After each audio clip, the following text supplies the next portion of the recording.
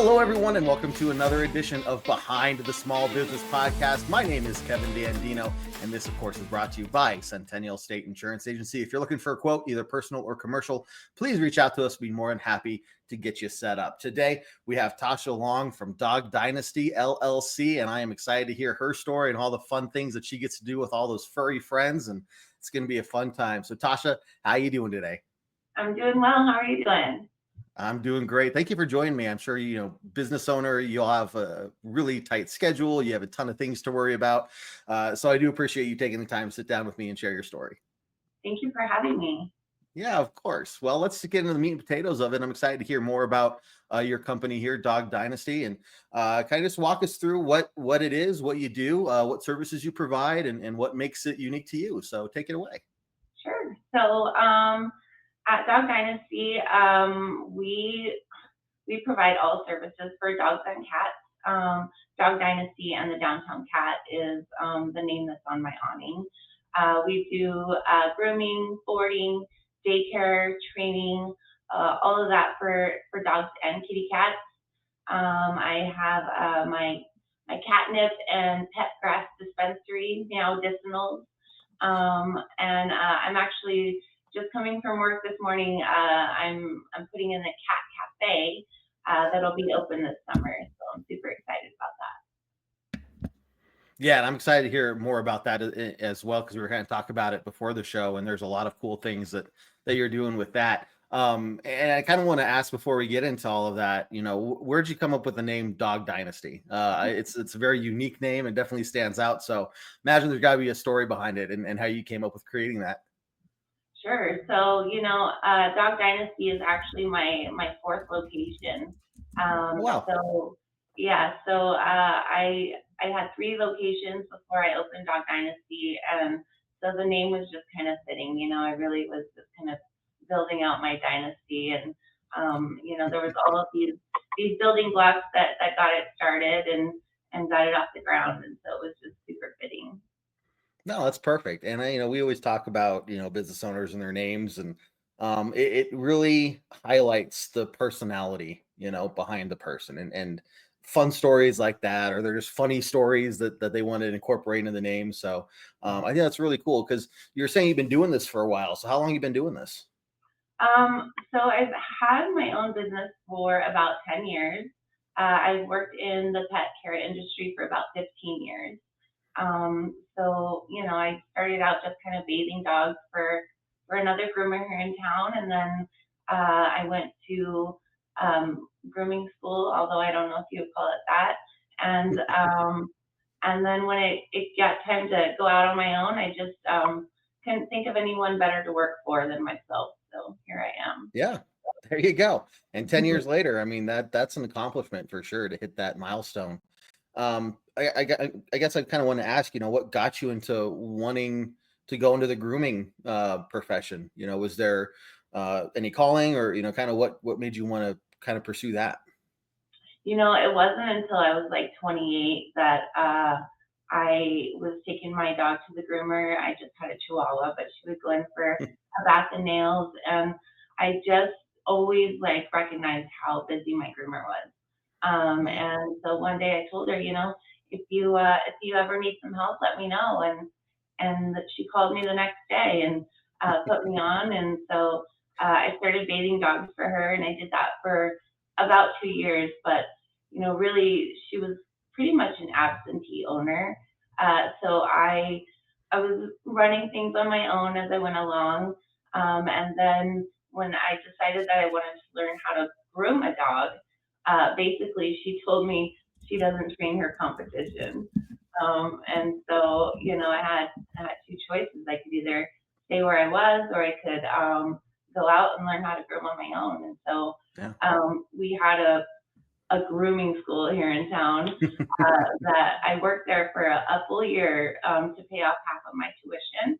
And then when it came time for me to learn how to groom, the business shut down. And so again, I didn't learn how to groom at grooming school, but I learned how to run a grooming business where, I had 8 groomers in the salon, and, learn how to really make that work. So when I opened my very first grooming salon, I didn't even know how to groom a dog yet. But I knew how to run the business, and so I did. For sure.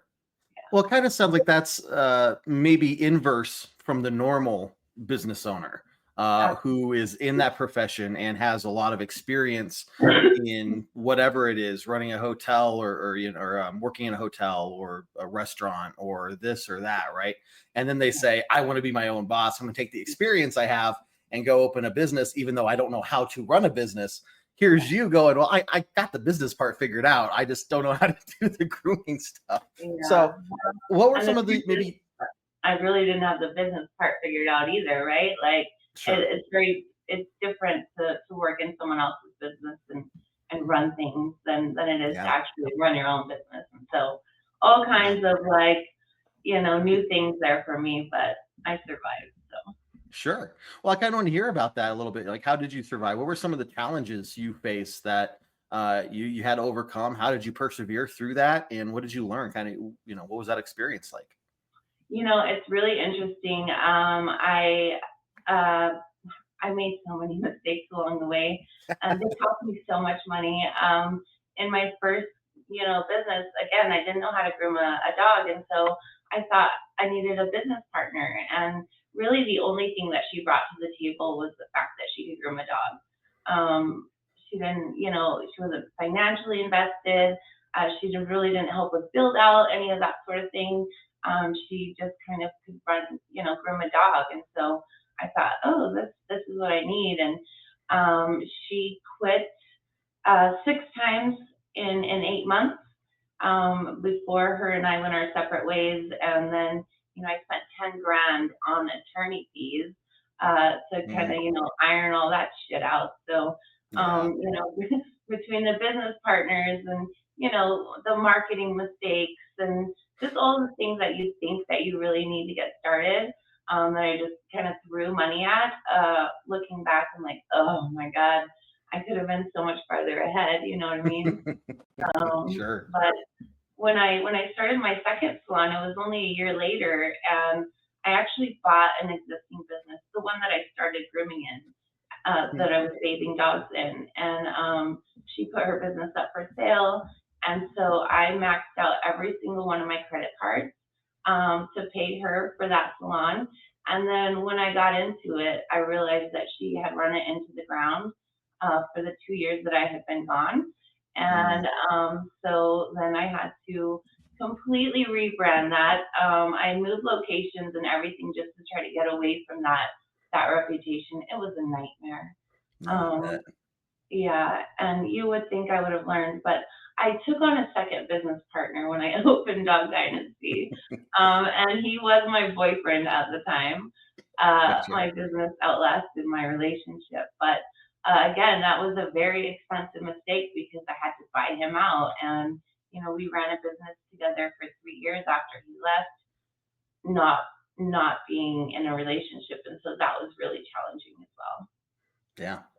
I mean, I think there's a lot of humility in that, and to be able to say, sit here in front of our audience and say, look, I've made mistakes. Hopefully you all can learn from my mistakes. And, but the cool thing, as you go through those, you gain so much experience and wisdom on how to be successful and things to avoid. And so I think that's really cool to hear, because you hear the stats on how many small businesses fail in the first 2, 5 years, 10 years. And it's probably from a lot of just mistakes, right? The mistakes like that, where people just don't know. They think that they're trying the best that they can based off the information they have. And then it puts them in a world of hurt where they just throw up their arms and say, okay, well, this didn't work. It's not for me. But you were able to persevere through that. So I think that says a lot about your character and how just involved and like dedicated you are to this craft and this business. So that's a really cool story, to be honest with you. Well, and I've always said, like, I never had the luxury of failing, right? So, Yeah.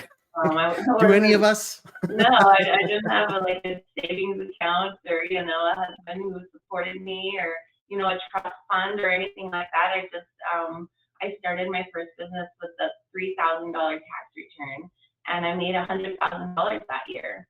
And so, just getting up every day and doing the thing all over again really was, my secret to success when I think about it. Yeah. No, that makes a lot of sense, and appreciate you sharing that because I think a lot of people would, you know, they're talking about their business stuff. They don't necessarily want to talk about the hardships they've been through. But to me, like that is such a huge part of who you are today.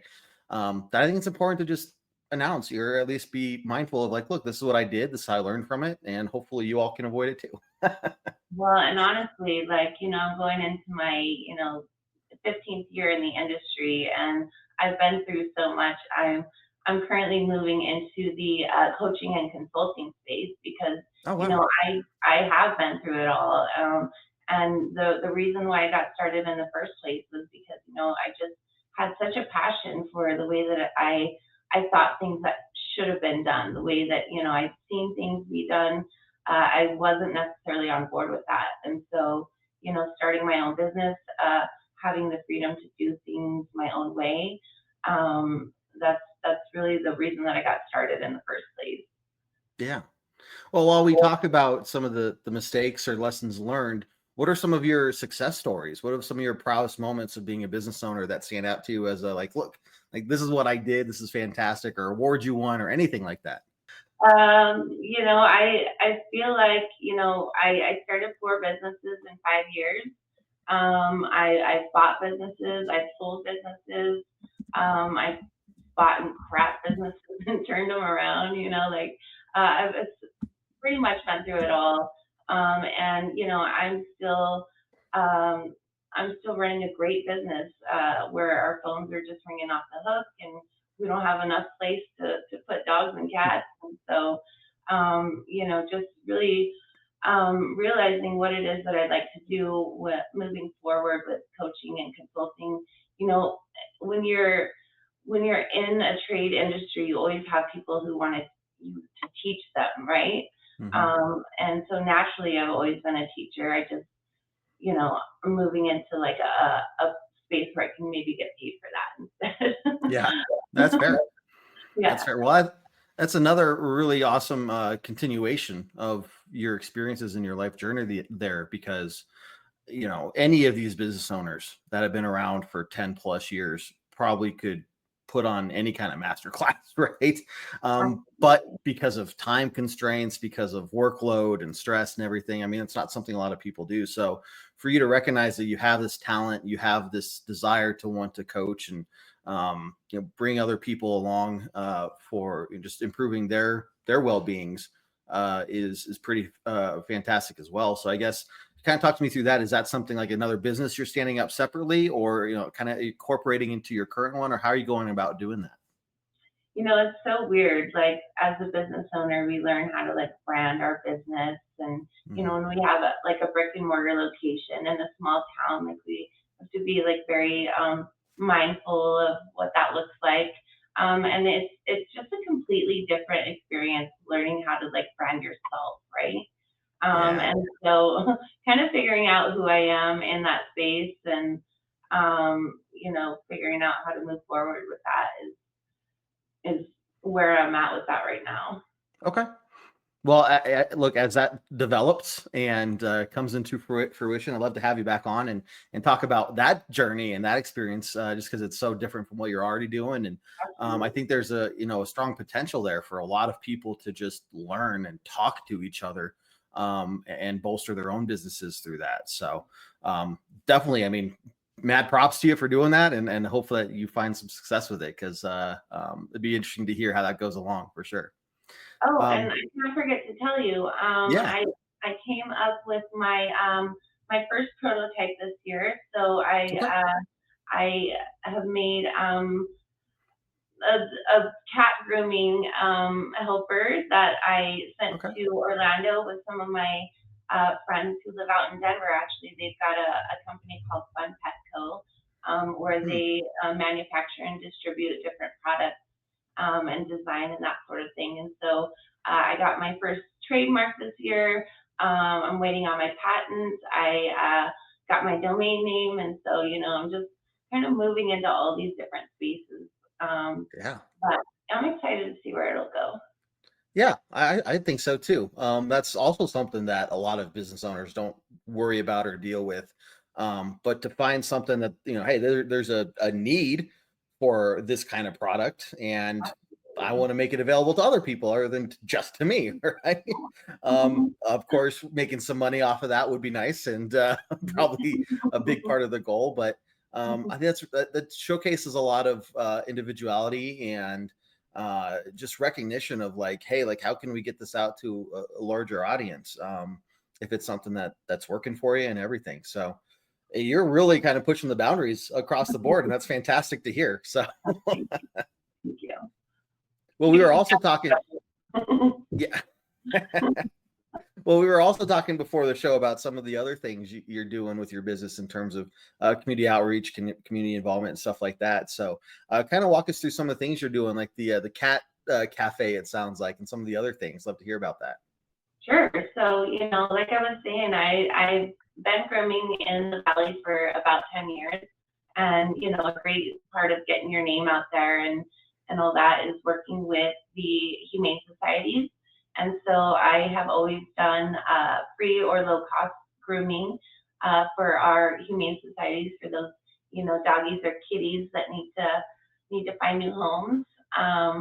Our humane societies don't have a big budget for that sort of thing, and so Yeah. it's just a great way for me to help out. And so I've been partnering with them since I opened Dog Dynasty, providing low cost boarding for programs that they have for people who are in transition. So if you find yourself homeless or in a place where you can't be with your animal, they will help pay for boarding for a certain amount of time while you get back on your feet. And so I provide that at a very low cost to them as well, so that we can make sure that community members aren't getting separated for their animals, because of a temporary situation. Yeah. And so, I've had another humane society that's leased space in my building for about 5 years. They have done kitty adoptions. And so we've, had people coming in and out of our door for 5 years looking for cats that, they want to take home with them.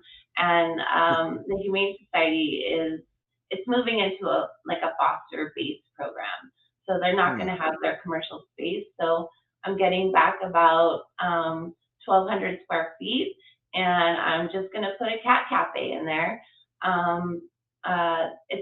I'm working with another humane society who's going to bring in their healthy adoptable kitty cats, so that you can come in, you can sit down and have some snacks and have some coffee, and meet some cats that need a new home, and just pet them or take them home or whatever you decide to do with them. So Well, that's awesome, because it's something I never even really thought about.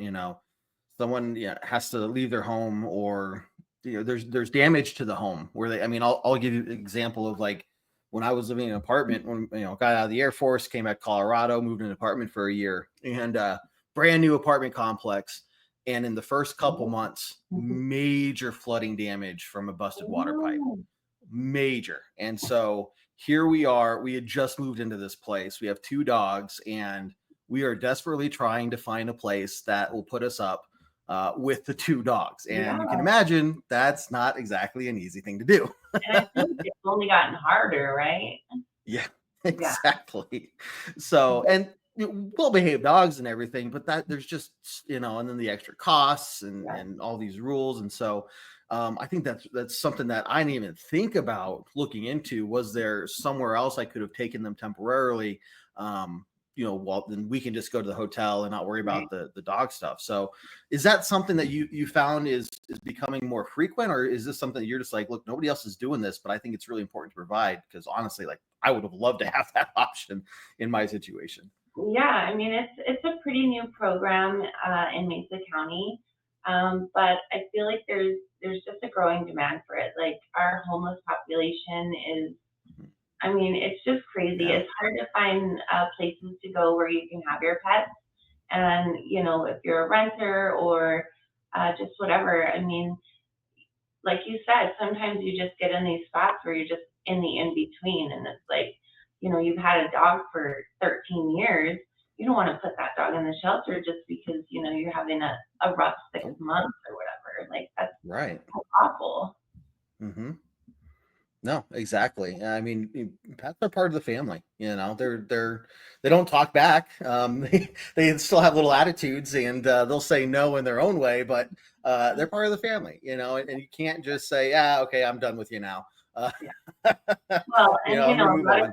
times, when those older pets end up in the shelter, they don't end up finding a new home, and so it's No. like, I would hate to think about losing my German Shepherd after I'd had him 15 years. I mean, you know what I mean? Yeah. There's just no better place for him than with me. And so if we, can bridge that gap so that people can be, reunited and we don't have those dogs in the shelter and all of those factory stuff. And that's what we're really looking to do. Yeah. Well, I just hats off to you on that one. I think it's a really incredible service that if that continues to grow, I mean, I'd imagine that you get a lot of interest in that because life happens. Yeah. You know, me trying to go on any trip with a dog that's diabetic, partly Yeah. blind, skin allergies, your skin infections, food allergies. Yeah. It's almost impossible for me to take a trip anywhere unless making sure my wife is still home to Yeah. watch the dog, right? Yeah. And so just things like that was like, what are the other alternatives, Yeah. Um, Well, and so that's where we provide boarding and socialization for the other dogs that come into our facility. So if you do need somewhere to stick your dog, we have great accommodations for them. They get to come in, they get to socialize with the other dogs, mm, um, and it's just again a great experience for them as opposed to sitting at home or just whatever. So yeah. So basically, long story short, I'm hearing is yes, we do grooming, but we have a whole lot of other things that we're providing to the community as well. And that is fantastic to hear. thank you. Yep. No, definitely. So, because this is sponsored by Centennial State Insurance Agency and I'm an insurance agent, the reason we ask this question is it's really important for us to see the other side, right? I'm not a business owner. I don't have business owner experience. I can't even begin to understand all the in and outs and little things that you all deal with. So, I think it's really awesome to kind of talk to you about the insurance world and how you approach insurance, just, if anything, for our benefit, so we can get the customer side of the experience, but also other business owners out there can maybe think about it in a way that they hadn't thought of it before or something along those lines. So, when it comes to insurance and those things, what goes through your head when you hear that? How do you approach it? What do you think about it? Or how do you think about it? Things like that. So you've been running your podcast for how long? Yeah, my Broncos one has been going on for 10 years now. Yeah. And you don't consider that a business? Yeah. You know what? I guess I've just broken into the realm of making money on. And when I say making money off of it, I mean like That's true for all. $13. Now, granted, there's not many podcasters out there that get paid at all at any point doing it. But so I guess maybe I'm transitioning into that realm a little bit. So that's a good point. Like I could see it from that vantage point as well now. You're right. You've been showing up consistently. You've been doing your True. thing. You're really freaking good at it. Like, I think You make me blush. you know. You know more than you think you do. But when it comes to insurance, I don't know nothing. I just get the bill and I pay it, Sure. and hopefully, never have to reach out to them for anything. Right. And Now, I've been in the animal care industry for, I've had my own business for 10 years and I've never actually had to make any major claims or mhm. deal with insurance. I have my car insurance and I don't get into accidents. I have my renter's insurance, you know what I Yeah. mean? It's just like one of those things that comes out of the account every month. Although I did just recently get a new insurance agent. He came Mhm. by, he was starting his own business, and he wanted to look at all of my stuff. And he cut, because I pay my son's car insurance too. So Yeah. for car insurance for all of my vehicles and renter's insurance and everything, I was paying like $600 a month. And he Yeah. got that down to like three. So he cut my car insurance and everything in half.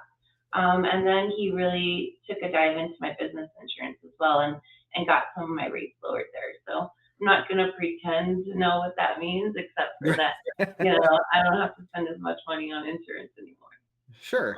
Well, and part of what you're talking about there is you had someone come to you, meet you face to face, sit down, go over, like, see what it is you're doing and what they needed to provide. There's a difference between that and seeing one of those ads online that says, call now, you get a quote in 3 minutes. You can do it all through the app and you don't have to talk to a single person.